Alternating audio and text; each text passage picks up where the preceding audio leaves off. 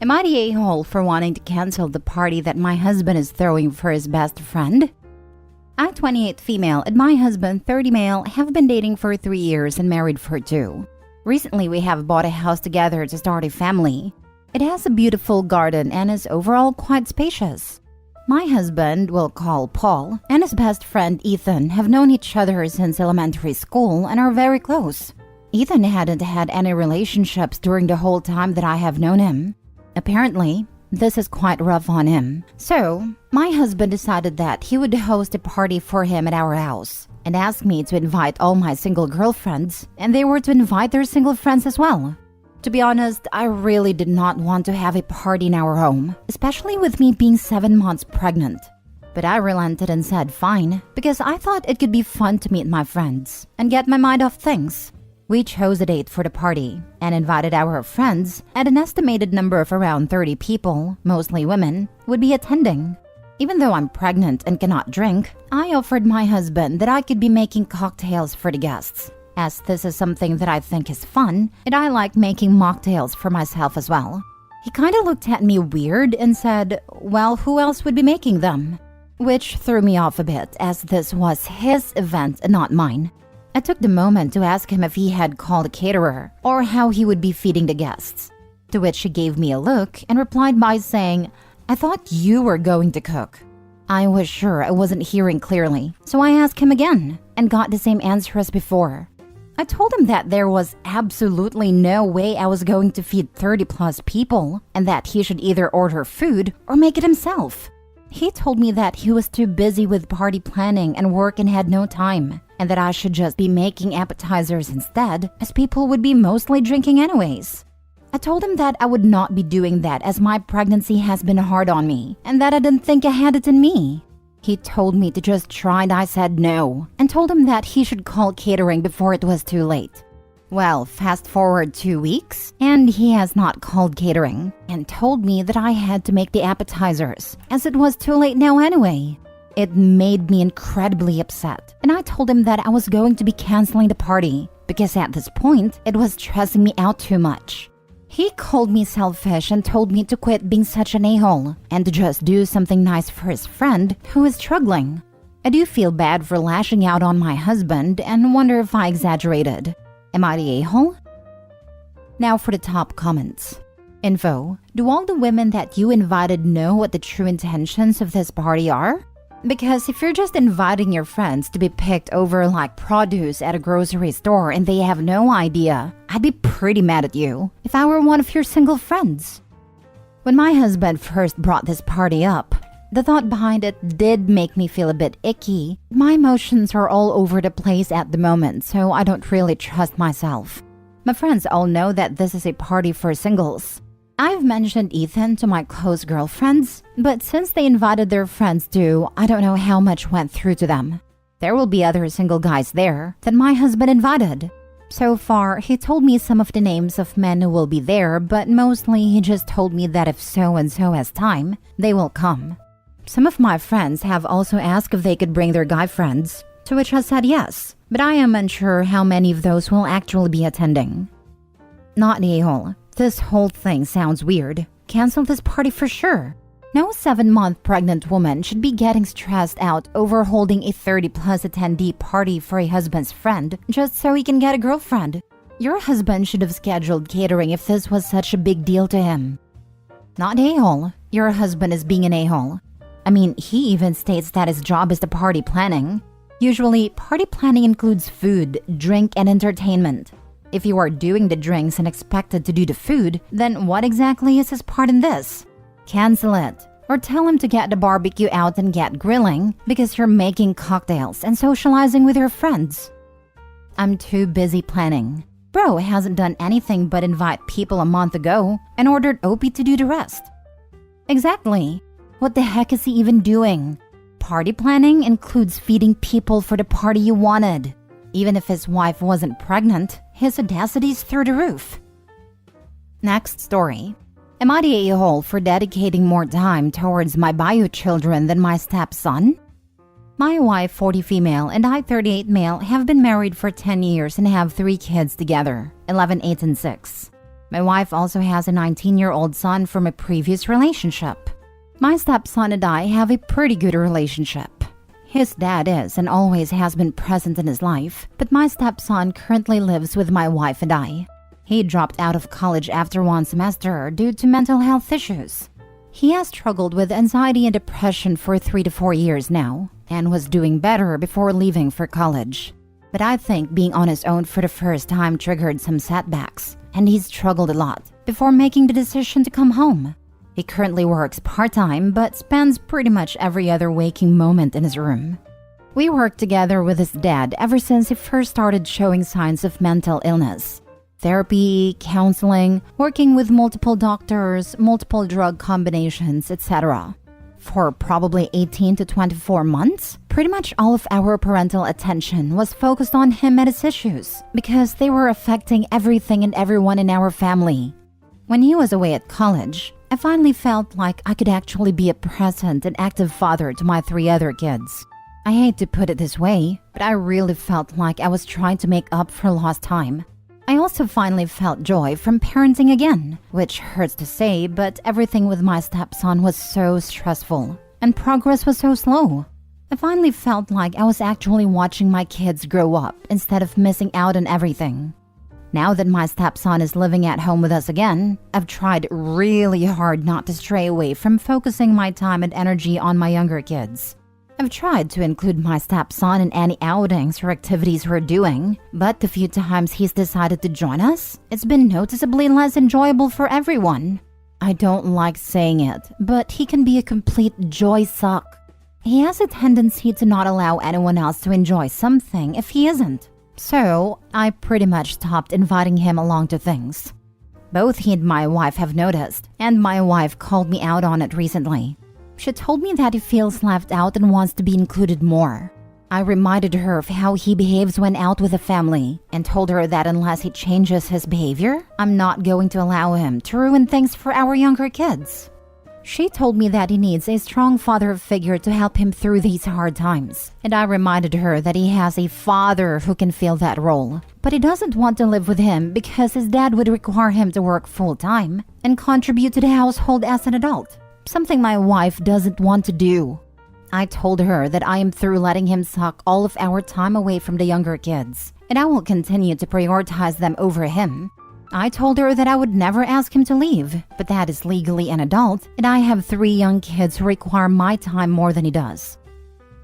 Holy crap, way to bury the lead.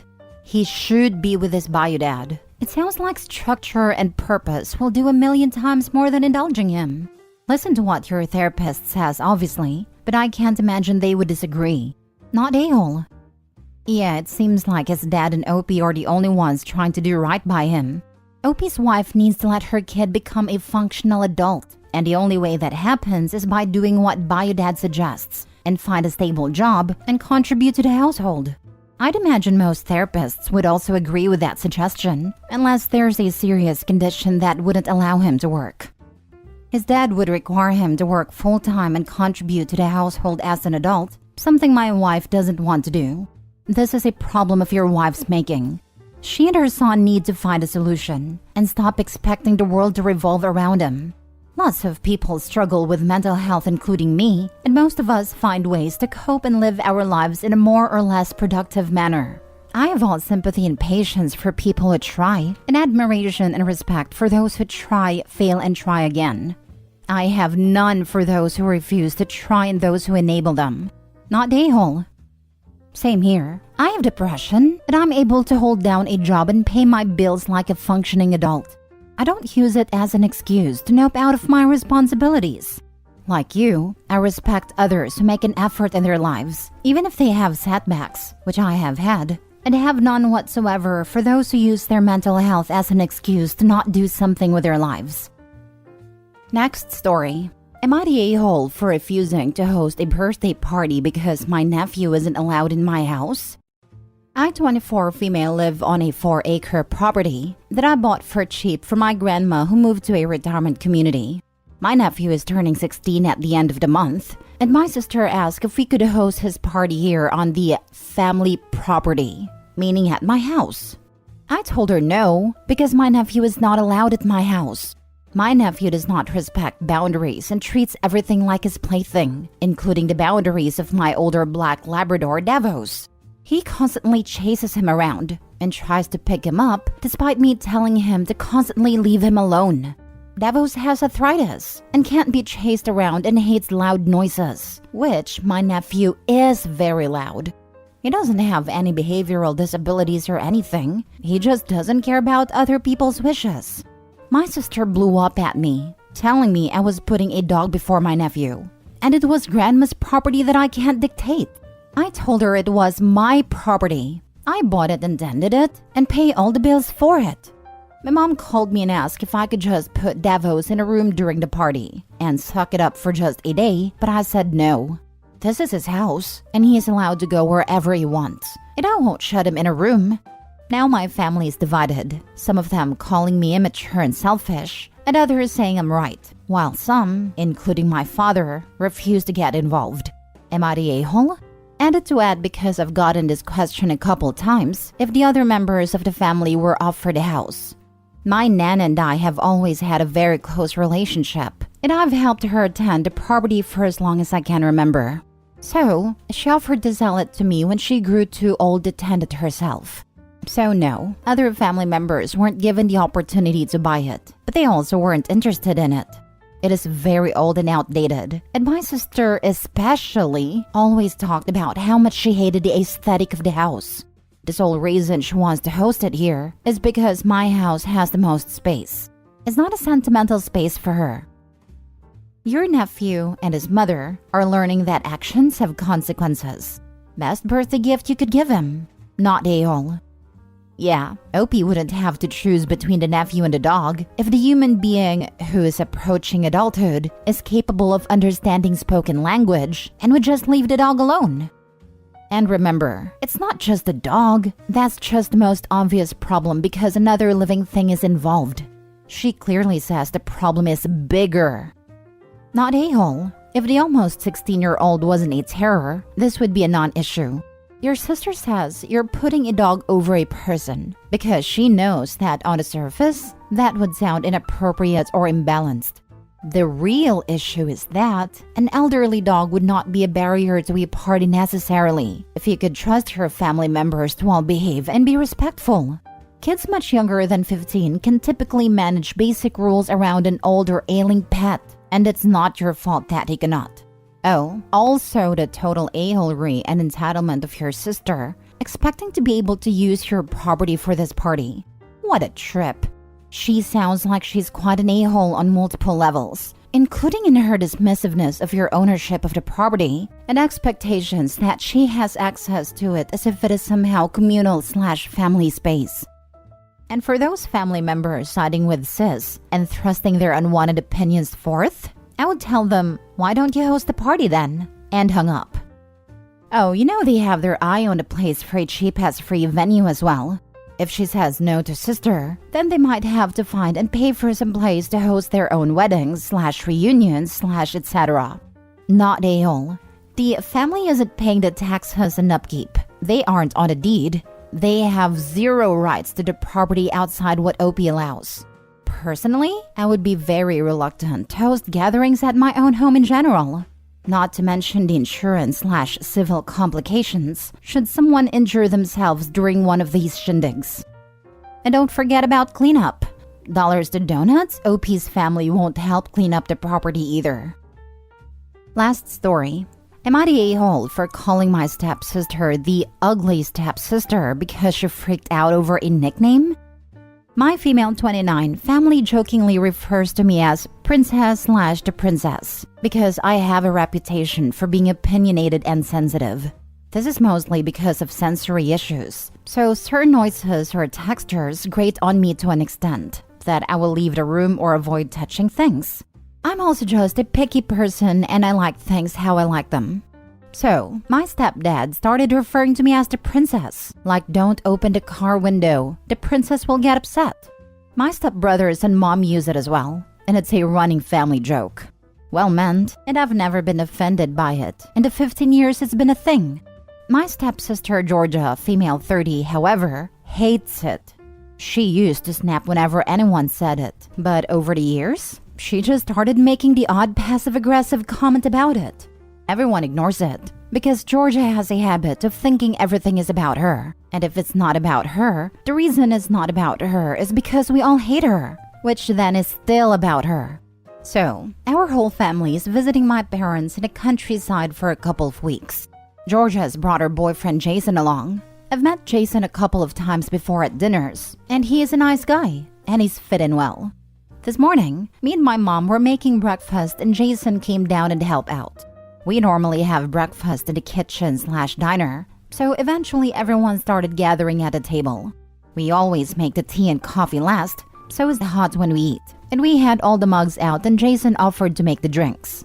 I told him not to do mine because I liked it made a very particular way. And he said, "Okay, princess, I will just watch how you do it so I know for the next time." And we laughed. It was a joke. The next thing we know, Georgia shouts she's sick of everyone calling me that. She then swore at Jason for being just like them, us. She said, "Since everyone thinks I'm so special, what does that make her?" And I replied, "The ugly stepsister, obviously." No one said anything, but Georgia burst into tears, pushed her plate onto the floor, broke it, and went upstairs. And Jason ran after her. He's since come down to apologize for her, and she hasn't come out of her room. My stepbrothers are on my side, but the parents say I should have just not said anything, and she would have calmed down, and that I went too far picking at an insecurity. That might be true, but I'm sick of her making everything about her. The joke doesn't have anything to do with her, and I am, as are my stepbrothers, sick of her acting out to force everyone to behave how she wants them to. Am I the a-hole for taking the argument there? What you said very likely reflects how she sees herself in this dynamic. You paint her as self-centered, but I'd bet that she has felt subordinate to you her whole life and is trying to claw back some of that attention for herself. As princess, your very particular needs and wants probably grate on the people around you to some extent. They have probably spent their lives catering to your picky personality, and under that friendly family joke lies a bit of real resentment. To be blunt, you are the center of attention, and you have become accustomed to it.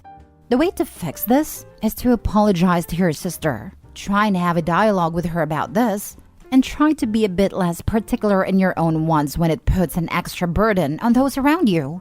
Your comfort is not more important than those around you. You're the a-hole. I just have to wonder how Opie acts when she doesn't get her way, that everyone will tiptoe around her and bend to her will in order to avoid it. My best guess is she throws a temper tantrum. The irony.